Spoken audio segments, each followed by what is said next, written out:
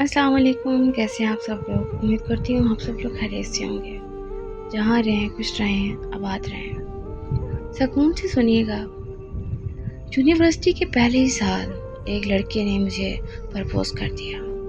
وہ لڑکا یونیورسٹی میں مجھ سے 1 سال سینئر تھا۔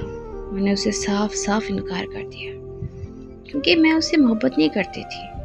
تب اس نے مجھے دوستی کی آفر دی تو میں نے اس کی دوستی کی آفر قبول کر لی۔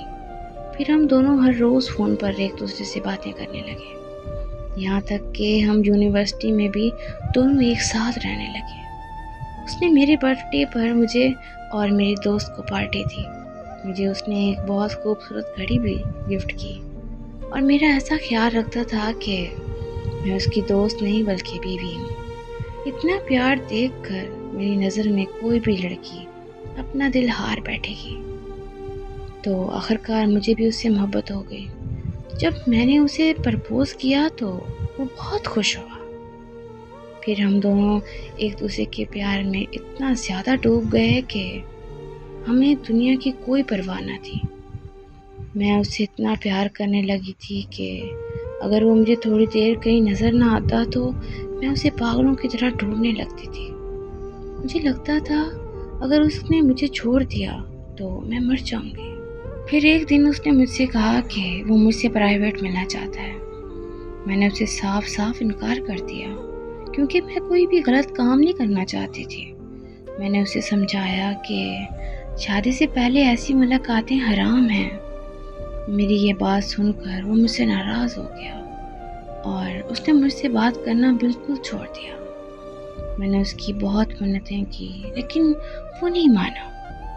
میں اس کی ناراضگی ہرگز برداشت نہیں کر سکتی تھی کیونکہ مجھے اس سے شدید محبت ہو چکی تھی۔ پھر مجبوراً مجھے اس سے پرائیویٹ طور پر ملنا پڑا۔ اس نے مجھ سے وعدہ کیا تھا کہ وہ میرے ساتھ کچھ غلط نہیں کرے گا،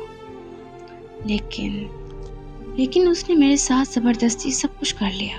اس ملاقات کے بعد اس کی محبت مکمل طور پر بدل گئی۔